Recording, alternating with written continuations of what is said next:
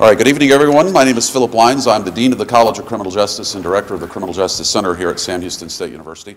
The microphone, for those of you who are wondering, is because we're streaming live, whatever that means.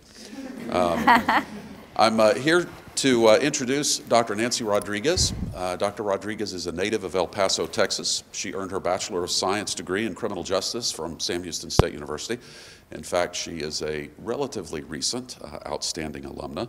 She received her PhD degree from Washington State University, where she focused on administration, justice, and applied policy studies. In 2014, she was appointed by President Barack Obama to head up the National Institute of Justice, which is the scientific research arm of the U.S. Department of Justice. She's a prolific writer whose work has appeared in the leading journals in our field. Her research expertise covers a wide range of criminal justice issues, including the collateral consequences of imprisonment, the intersection of race, ethnicity, crime, and justice, the evaluation of drug courts, and restorative justice programs. Her most recent work includes longitudinal studies of families affected by both maternal and paternal incarceration. Dr. Rodriguez previously served as a professor at Arizona State University's highly prestigious School of Criminology and Criminal Justice, and she's here with us tonight to present Following the Science, My Journey from Research to Policy and Practice. I present Dr. Nancy Rodriguez. Thank you. Thank you, Dean.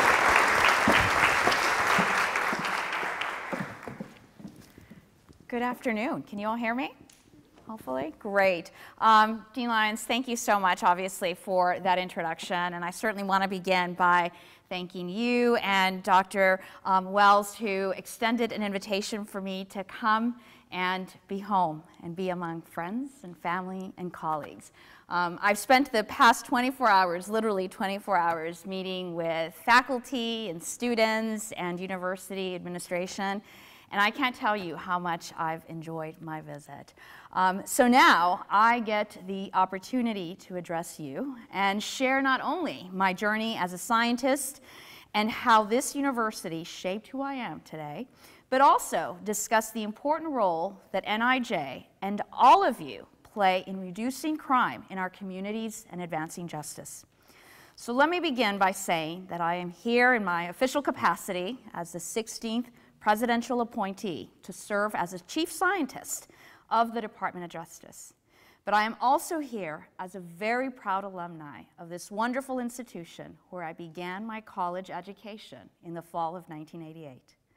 I recall vividly being so thrilled to be part of this academic community and knew that the College of Criminal Justice would do an exceptional job of preparing me, like thousands of other students, for the field of criminal justice. There are many notable experiences I hold dear. Among them are a vibrant student community where connectedness and engagement were not only an exception, but the norm. A curriculum comprised of courses where theories of crime and the administration of justice were always presented alongside the day-to-day realities and challenges facing those engaged in crime, those affected by such behavior, and the role of the criminal justice system. This was possible, of course, because faculty were heavily engaged in the environments and/or agencies they studied. The routine access to policymakers and criminal justice professionals who saw the role and the value of making themselves available to students, knowing they were guiding the future workforce, and the commitment of continued learning, whether it be encouraging undergraduate students to pursue graduate degrees or the training of criminal justice executives. These features, intellectual community, the link between research and practice, the role of criminal justice professionals in learning and knowledge development, and continued learning, which remain key elements of this institution, shaped who I am and altered my professional trajectory.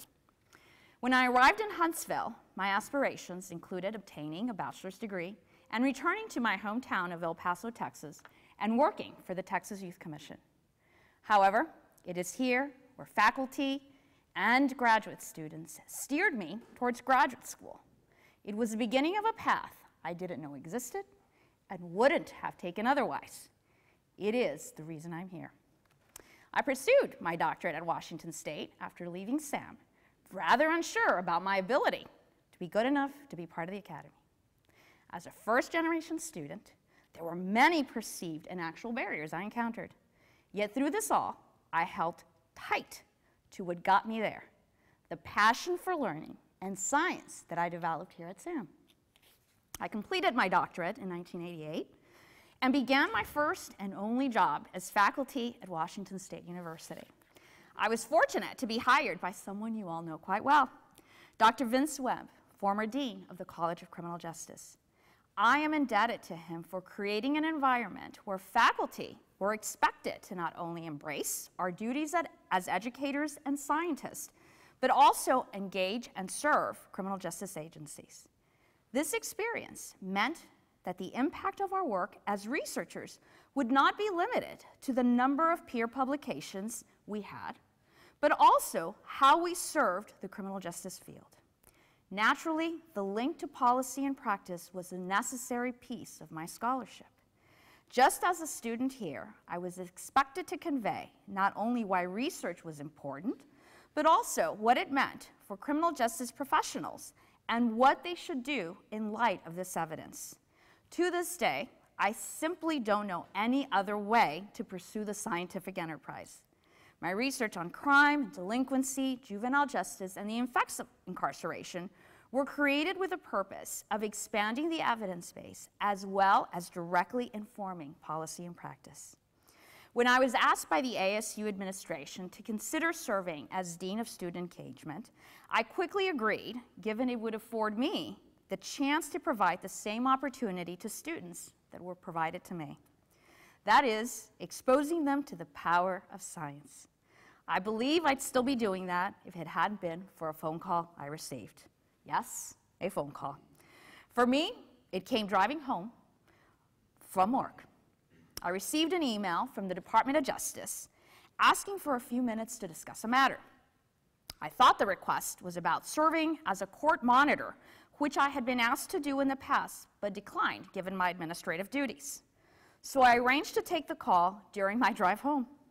When the call came, and I was told that the Attorney General of the United States and the White House liaison for the Department of Justice were on the line, I politely said hello, and then was told by the Assistant Attorney General, who was also on the line, that the administration, and in particular President Obama, would like for me to put my name forward for full vetting for the NIJ director position. Still driving, I paused and said what immediately came to mind: thank you, but absolutely not. I told them that I loved my job and that my family were quite happy in sunny Arizona. The Attorney General then invited me to meet with the Department of Justice and White House officials in Washington, D.C., and after a 2-hour meeting, I realized that despite the many differences in this new opportunity, I would be able to promote science and the ideals that have been so instrumental throughout my career from a bigger stage. On October 16th, 2014, 6 months after a full vetting process of my personal, financial, and professional domains, I received a call. Yes, once again driving. This time, though, it was on my way to campus. It was a call from the White House conveying that in the evening, the President would be appointing me as the next director of NIJ. 4 months later, I was sworn in and assumed my oath to serve the Department of Justice. As you can see, becoming the chief scientist within the Department of Justice wasn't something I planned from day one here at SAM or even at Arizona State. It was an opportunity that came through the culmination of my experiences not only as a researcher, but also through my engagement with individuals throughout the criminal justice system. I have learned a lot about myself during this process, but the one thing that truly resonates is how deeply motivated I am by the problems we see in crime and justice. It is that which fuels me as a scientist and enables me to serve in this capacity. To be sure, there isn't a day, even during the darkest days, that I am not grateful and feel privileged for this opportunity that came around. I'd like to now tell you about the important work we are pursuing under my leadership at NIJ. First, we continue to invest in scientific research across disciplines to serve the needs of the criminal justice community and build knowledge on what policies and tools they need to be successful. This year alone, we awarded over $158 million in research grants. These awards span a wide array of criminal justice topics, including violence and victimization, gun violence, human trafficking, countering violent extremism, school safety, drugs and crime, policing, institutional and community corrections, and forensic science. We support our federal partners in the Office of Justice Programs to evaluate the impact of their programmatic support to law enforcement agencies, judicial systems, victim services, and other crucial justice organizations. And we develop evidence around congressional and presidential priorities to guide their decision-making. Our 5 guiding principles I know will resonate with all of you. 1, research can make a difference in individual lives. It can improve the safety of communities and create more effective and fair justice system. 2, government-funded research must adhere to fair and open competition guided by rigorous review. 3, innovation and rigorous research methods can provide answers to basic questions as well as practical applied solutions to crime. 4, research must respond to the real-world needs of victims, communities, criminal justice professionals. And lastly, partnerships and other agencies and organizations, public and private, are essential to our success. NIJ's research agenda is driven by these principles and by current events, while sustaining, of course, support for continual criminal justice issues. I know that the priorities I have brought with me as director will remain cornerstones of NIJ's future work. These priorities include to strengthen NIJ's scientific endeavors, enhance our understanding of criminal justice challenges by making strategic investments, to encourage multidisciplinary approaches to solving problems, to define and quantify the impact of our research investments, to support emerging scholars, to broaden the reach of science, and to foster researcher-practitioner partnerships. So what are we doing as a science agency within the Department of Justice to ensure that science is relevant for all of us today? Let me highlight a few activities. We have created multi-year strategic research plans in priority areas which complement our historic investments. These areas include a strategic plan on safety, health, and wellness, which we publicly made available 2 months ago. And by the end of this year, we'll release plans in the areas of policing, corrections, and Seminal events.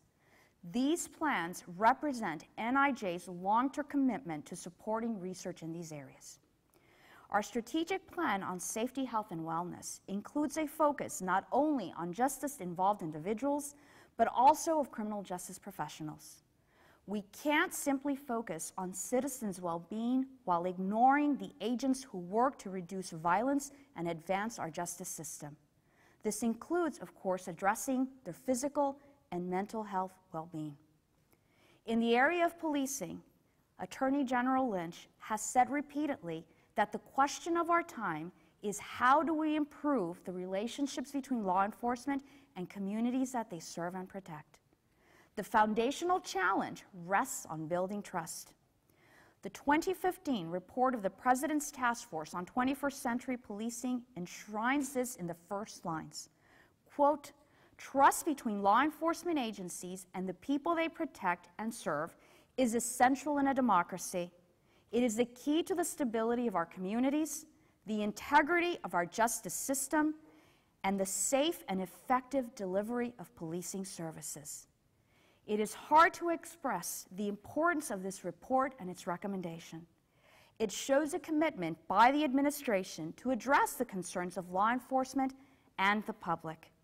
It gives federal, state, and local agencies a catalyst and roadmap for taking action on this issue.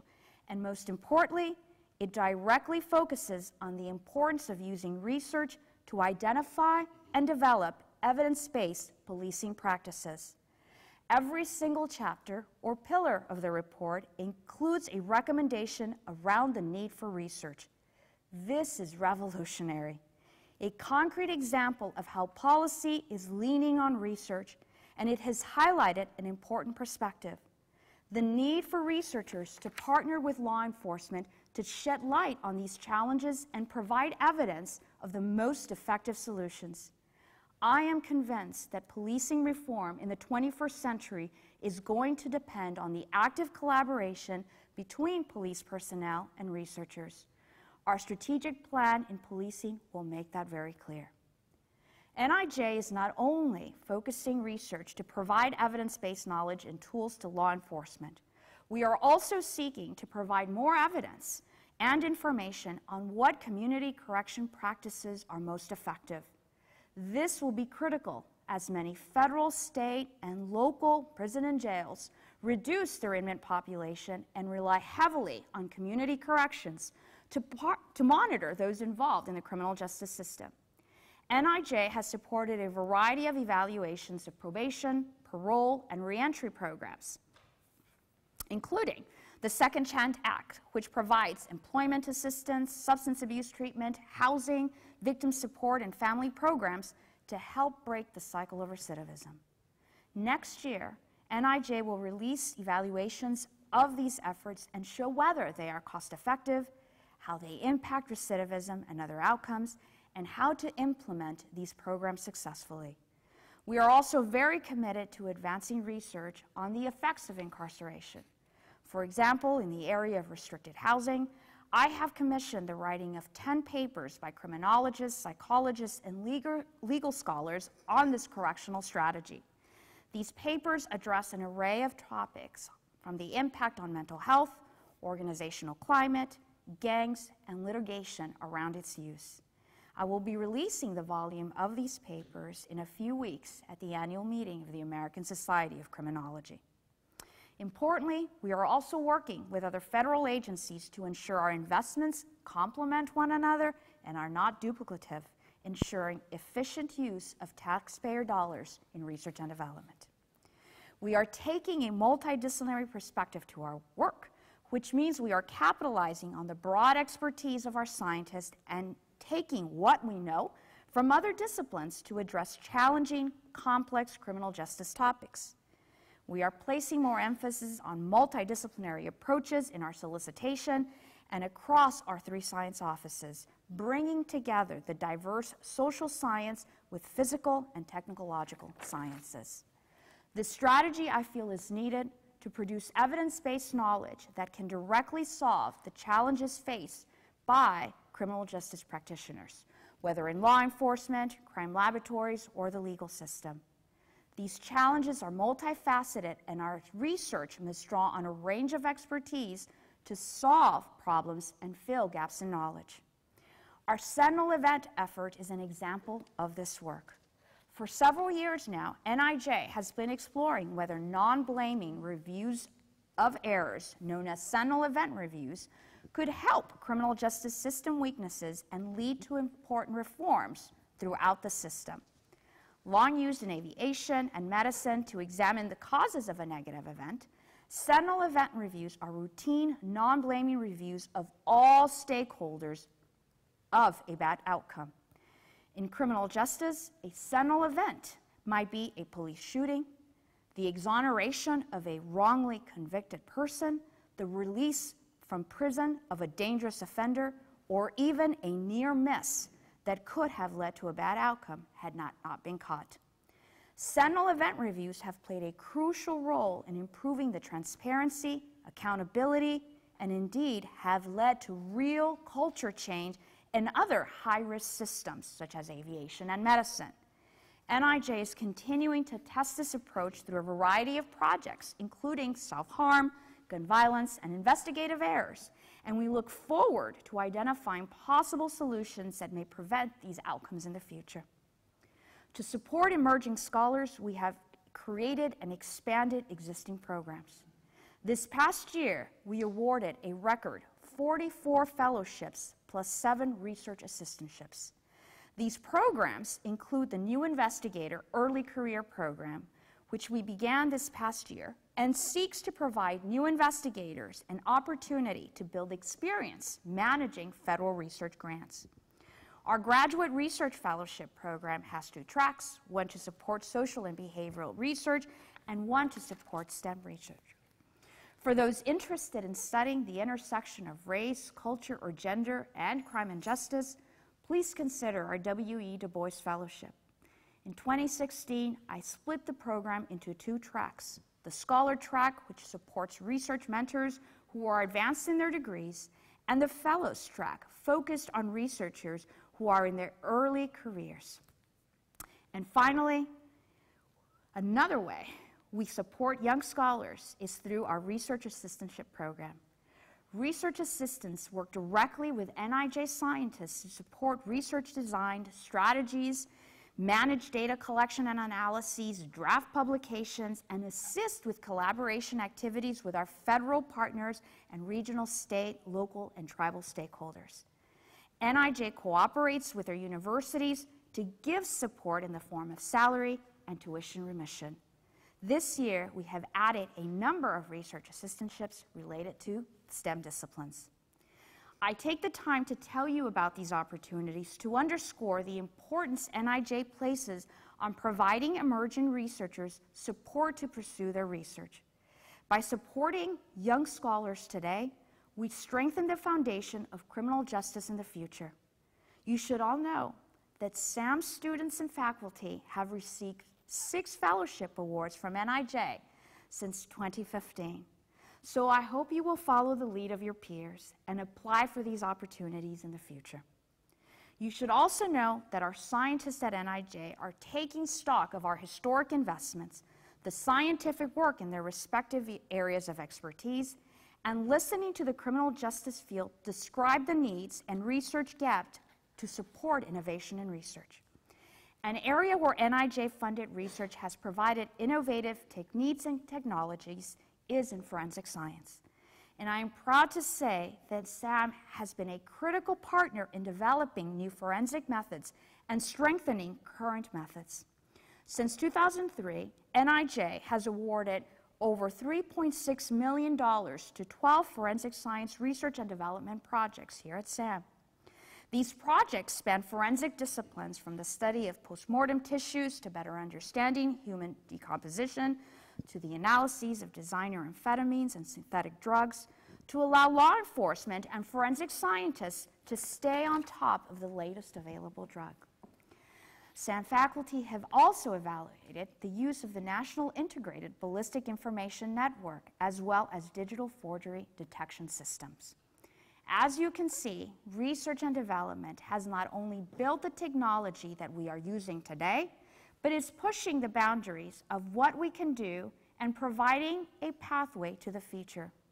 This work supports our ability to solve our challenge, to strengthen the forensic sciences, and to advance the fair and impartial administration of justice while protecting first responders.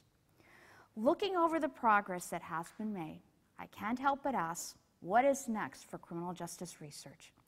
Just as science has advanced our society in an array of realms, engineering, medical technology, and space travel, it can advance policing, corrections, and every aspect of crime and justice.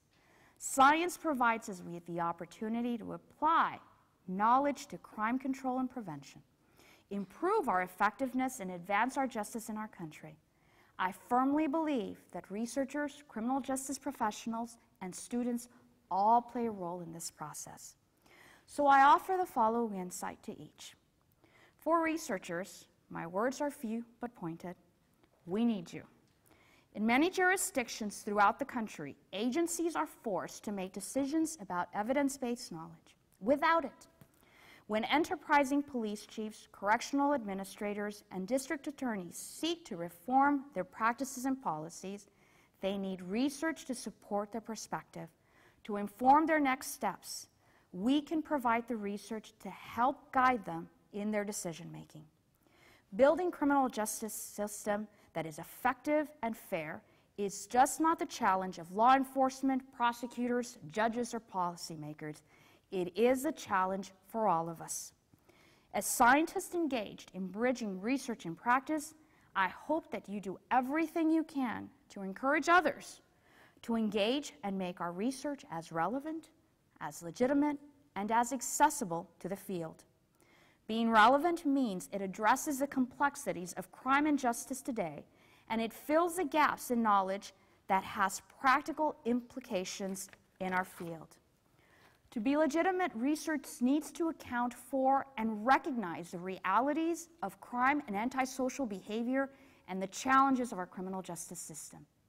Practitioners and policymakers need to see what is occurring in their communities reflected in your studies, and the findings must be meaningfully applied to the challenges they face. The translation of our work remains a significant challenge for us.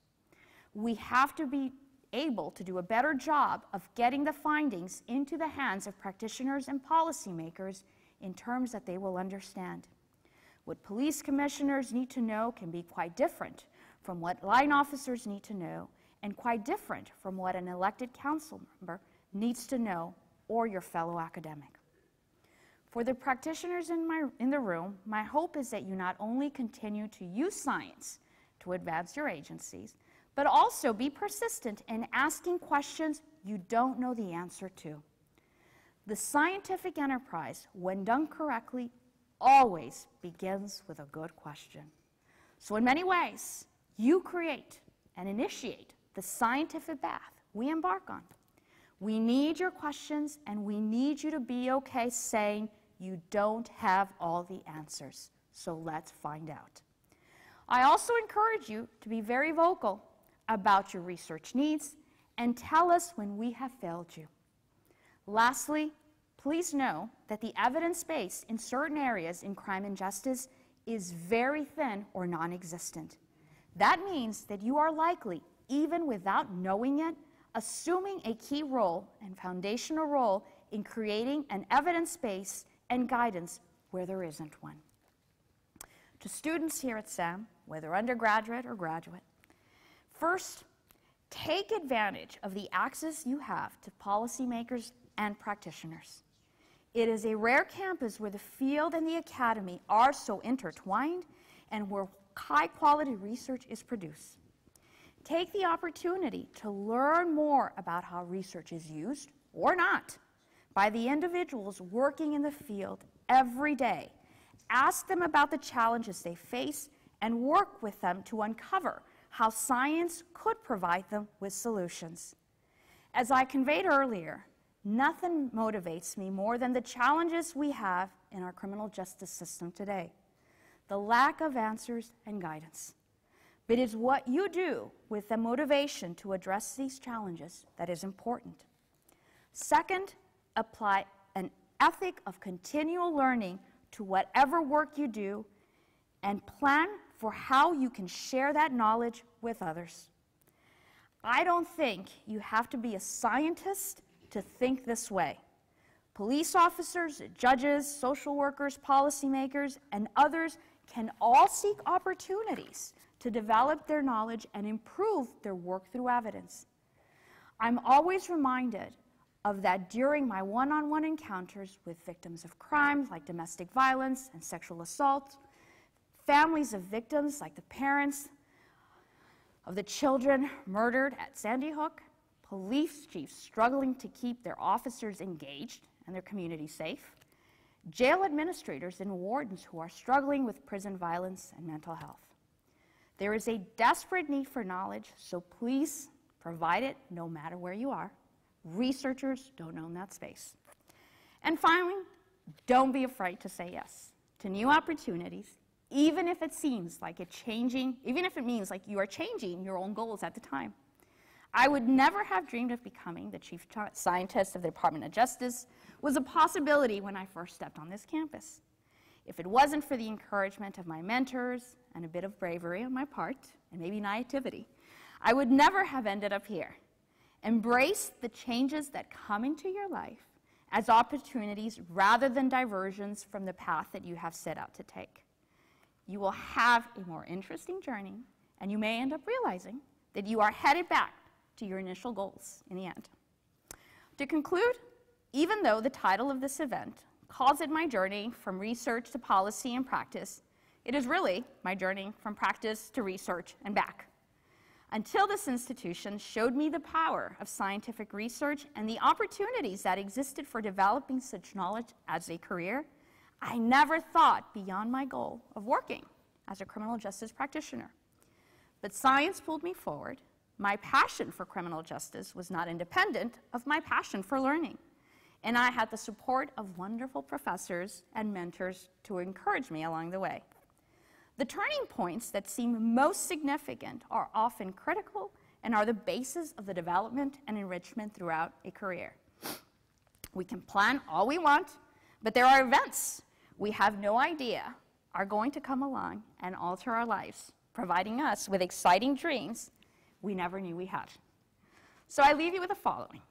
Before we create criminal justice legislation, purchase new technology to be infused into the criminal justice field, or implement a new program, it is important for policymakers and criminal justice practitioners to understand the pivotal role science plays in these actions. Scientific evidence is critical to the national conversation on criminal justice issues, but foundational. But fundamentally, it is also what allows us to establish whether the objectives or goals set forth by a program or policy are actually being met. There is no doubt science is necessary to advance a fair justice system, and we all play a role in that transformation. I hope I can count on each and every one of you to champion this most important cause. Thank you. Oh, nice. Thank you. Oh, thank you.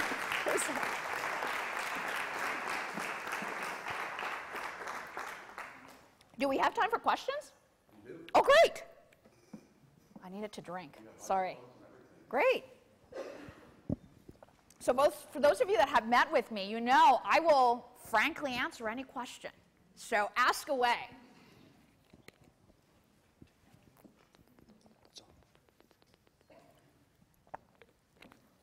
It could be personal, it could be professional. Nothing's off limits. Go ahead. Really? Oh, yeah. You can stand up. What made you want to study criminal justice? Okay, good question. So I think I was always really interested with the poor choices that maybe young people make. And I don't think there is anyone today who hasn't been either directly or indirectly affected by crime, right? So for me, growing up, border town, very safe community. I guess sometimes the perceptions of border town are that they're not very safe. But my neighborhood was not so much. So there was a lot of crime and gang activity in my own neighborhood. And, you know, my family was certainly not, you know, again, protected from that. I have two younger brothers who led a very active life, I often say. And, you know, they didn't churn through the system, but really, I think, struggled with self-control and regulation and made poor choices. So I was always really interested in, not that I didn't, right? I'm not going to say I didn't, but I did too. Maybe I just didn't get caught, to be quite frank. Trust me, the vetting team knows all about that, all the poor choices that I made as a young person. And I thought, well, I can work with this population. I can work with kids. I think I can steer them. I can supervise them. So my plan was really to come to SAM and then head back to El Paso and work as a juvenile probation officer. So again, I think my own environment, I think in many ways provided that curiosity of how to work with that population. Yeah.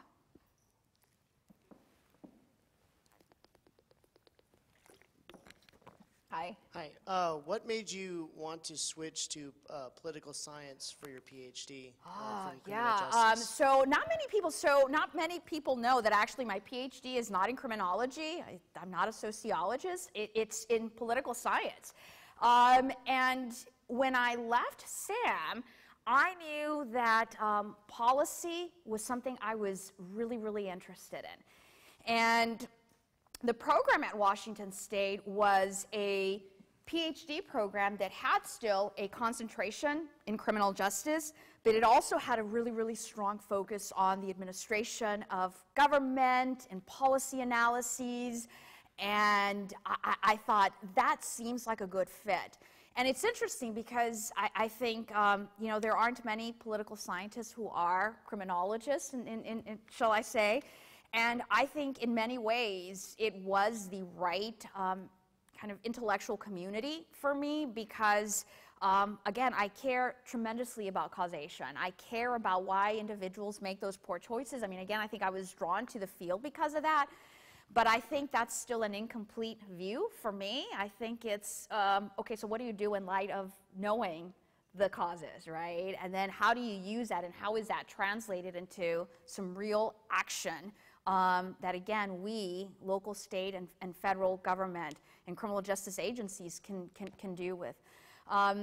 So I'm so happy, but it was, you know, to be honest with you, it was tough, right? Because I wasn't coming from a, you know, your top criminology programs when I left graduate school, and this kind of this PhD focus of, you know, my PhD coming from political science, I was almost rather fringe. But I think now we are very welcoming, I think, of recognizing the fact that we need multiple expertise and multiple disciplinary backgrounds to really push us. Right? So I often say, you know, it's really, really easy to hang out with people who think like you, who want the same things. That's homophily, right? And again, my husband's a social network scholar, so it's, I learned from him, but I feel I almost have kind of this, you know, degree, because again, he talks about this all the time, and this is the work in network science, where homophily doesn't lead to innovation. You can get 10 people who think the same way, you're going to continue to do the same thing. If that was working, we wouldn't be at this point where we need evidence in so many areas, right? So I really believe that you need people who think differently, who have a different perspective, who see the world very, very differently, to push us as scientists. And again, I think policy is, again, a product of that. It has to be, right? I don't know who I was meeting with, and someone said, you know, it's interesting that we assume that one discipline alone is going to solve our crime and justice challenges. And I tell folks, you know, I meet with a lot of executives who oversee criminal justice agencies. And I can tell you, I have yet to meet a policing chief, an executive who has presented me with the question of, how can I get a policing scientist to help me solve this or address this? Their questions are, I really want to understand early childhood trauma, Nancy. Can you help me? So my officers can understand and be responsive when, again, they encounter citizens. I really need someone who can help me with organizational management and help me see the nature. And again, I mean, again, there are policing scholars who focus on that area, but there aren't enough, right? So I think the field and professionals in the field know that there are other expertise that they wish were at the table, right? Given, again, the complexity of challenges that they face. Again, the same thing. I can, you know, I meet many administrators of correctional institutions, jail administrators, and we're always talking about health. We're talking about trauma. We're talking about victimization, right? We're not talking about crime, right? We're talking about these, again, antecedents to the reason many of these individuals are in our system. So, again, I think, you know, the world today needs many, many more expertise than those we often turn to. Yeah. What else? Yeah. I think she's right here. Oh. Hi, I interview prisoners here in Huntsville through the Lone Star Project, and I was just curious what your opinion was on the biggest struggle that prisons face. I know that's a lot, but Okay, from your position, what the main one is. So I think, so let me say the following. When we think about prisons and we think about these environments, I don't think we have in the science, in the evidence, enough insight about the true day-to-day operations of a prison system. We may have a sense of the things that need to get done, but really understanding that experience and having science that comprehensively and accurately depicts these environments, we don't have.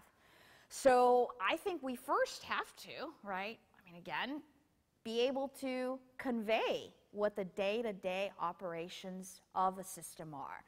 And I think there are many misconceptions about what it is like.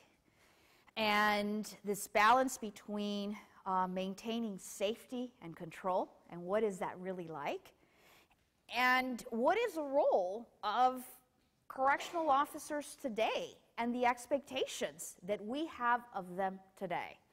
I got the, I know they laugh because you all are here, which is great, but I was meeting with about 20 wardens, right, from throughout the country who are here for training.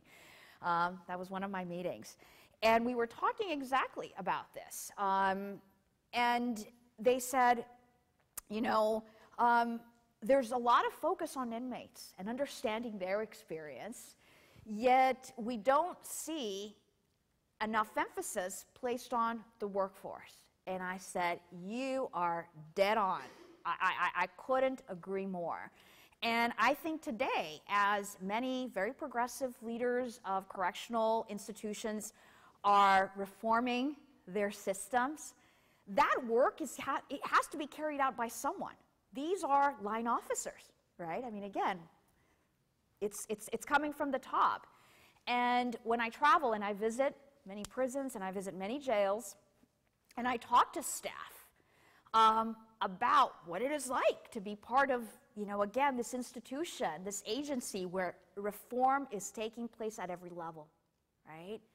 And the thing that I hear continuously from my line officers, whether they are new to this work environment or rather tenured, they say, I just wish I had the tools to do what is being expected of me in light of this shift.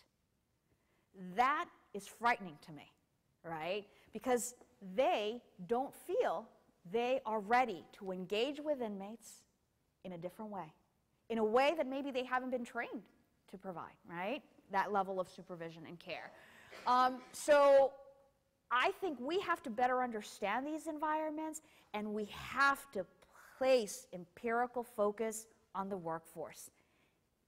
And again, I am the federal government, and I get it, and I think this administration has certainly elevated the need to provide humane care, and the conditions of confinement need to, again, abide by our laws. Absolutely.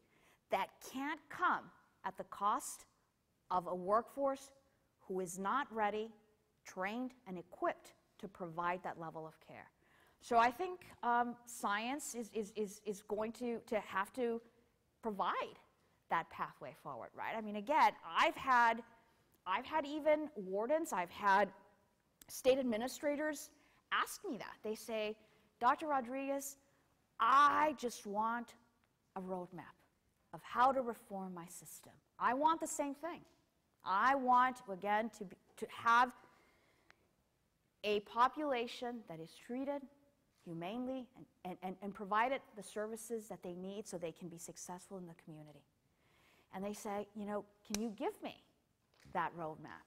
And I often have to tell them, we don't even have a map. We don't even have a map, right?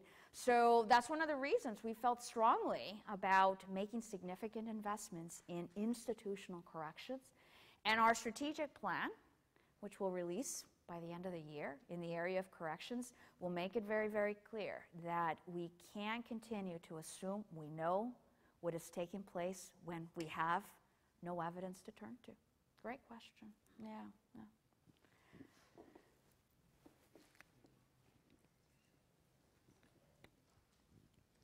Hi, I just have a quick question in regards to your appointment.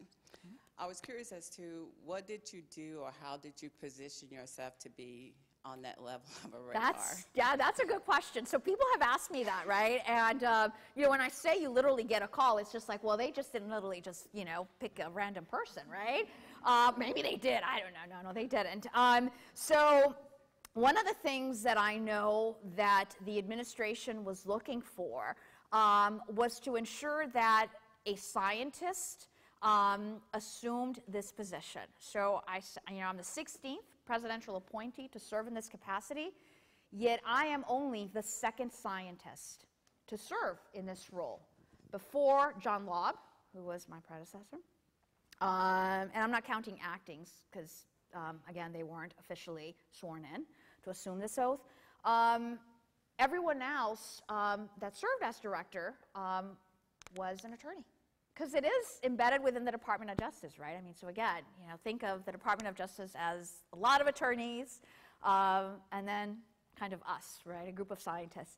And they were certainly looking for a scientist, and they were looking for someone who had administrative experience. They were also looking, I know, for someone who was willing to assume tremendous responsibility in organizational change, right? Again, I could be a scientist, and that's fun, and but someone who was willing to really shape the institute in a different way. And that's quite a task, right, when the Attorney General of the United States wants that for the science agency.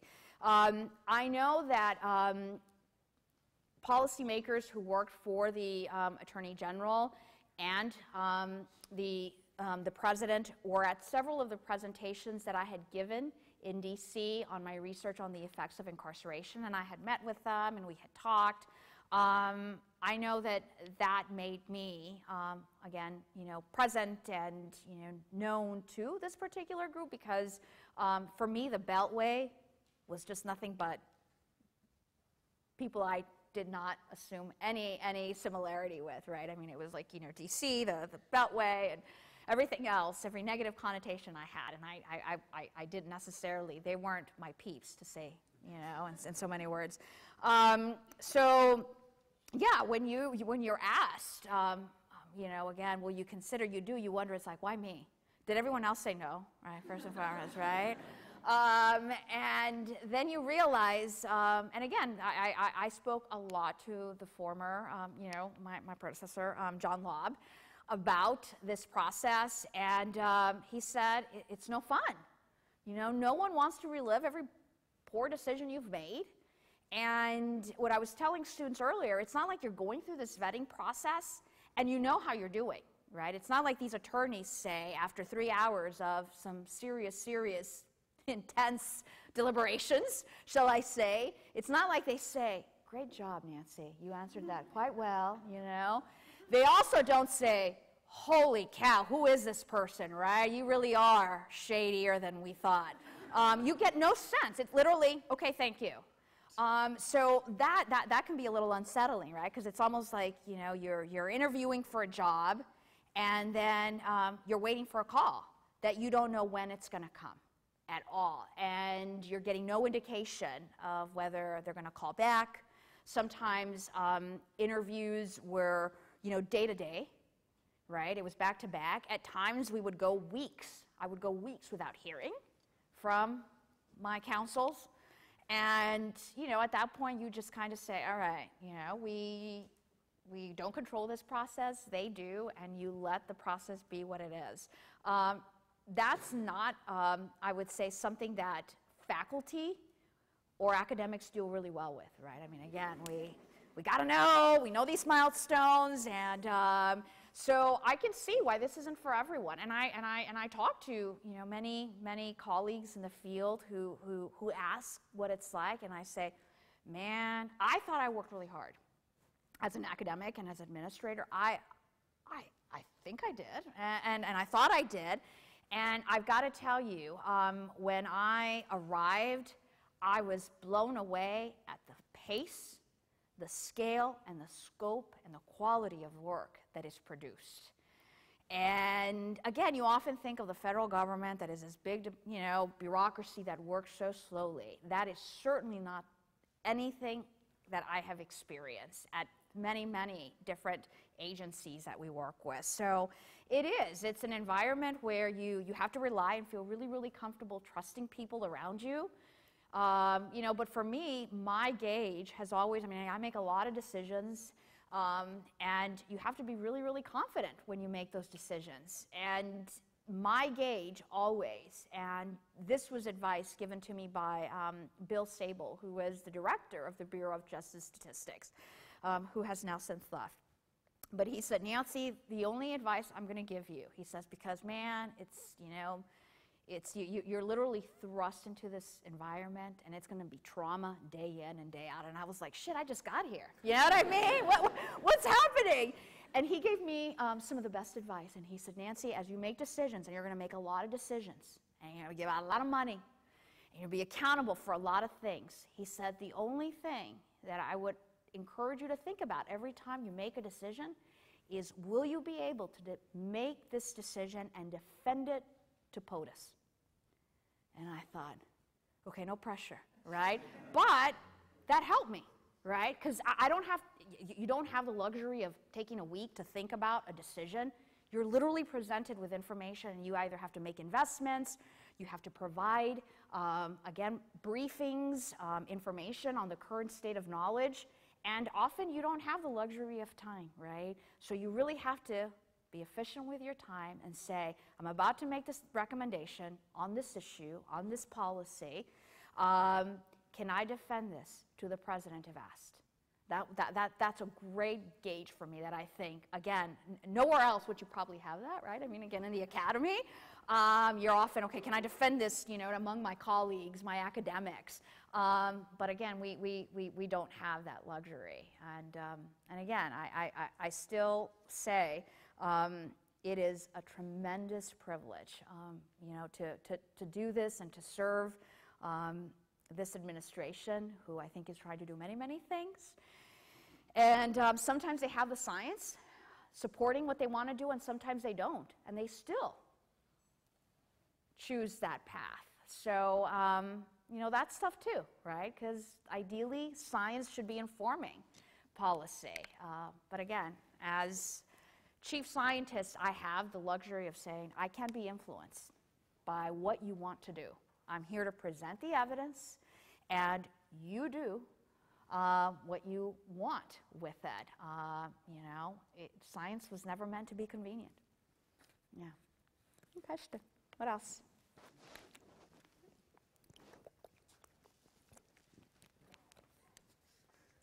That's it? No other questions? On that subtle cue. On that subtle cue, okay.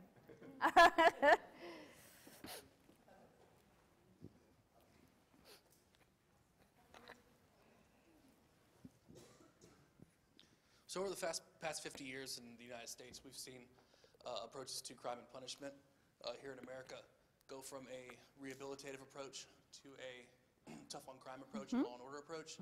And more recently, over the past 3 years or so, we've seen a smart on crime approach develop. With that being said, we will soon see another president in the White House, regardless of the outcome.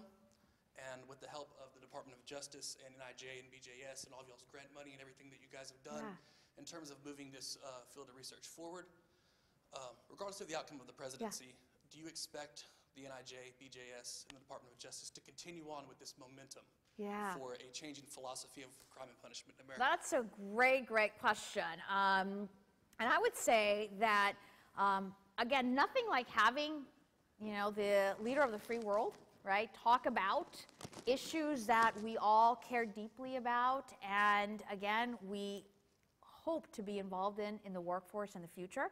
Having said that, I really believe that we now have a criminal justice professional community that sees the need for research, that sees the need to understand the real impact of the things that they are doing. So we will, and we've said that, that's why we've created strategic plans, 5-year strategic plans, right? We said, regardless of who's in office, and these plans become important because we've shared them with OMB. OMB is going to hold whoever assumes my role accountable for these investments, because OMB wants to make sure that, again, we are making investments that make sense and really are advancing the field. So do I feel that, no longer the discussions around criminal justice reform will exist? Not at all. I mean, I have a lot of engagement with the Hill, both the Senate and the House, and they care deeply about criminal justice reform because their constituents care about criminal justice reform. So I think it is truly our time. I really do think that we now have not only researchers more engaged with criminal justice agencies, but we also see criminal justice professionals and executives and leaders saying, we need the guidance. Please provide it for us. And again, I've said this, right? I mean, when have we had the 2 presidential candidates debate and have criminal justice topics be at the forefront? When has that happened? I mean, that's great. So I'm really, really excited about what the future holds. I think because I see this need for us to deliver, quite frankly, right? And that's what we should be doing. I think as scholars, as researchers, and I don't see us deviating from that regardless of who is in the House. The White House, we often refer. Because I think, Congress will still want this, right? They'll want safe communities. Crime will need to be reduced. And then you also have to think about where we are.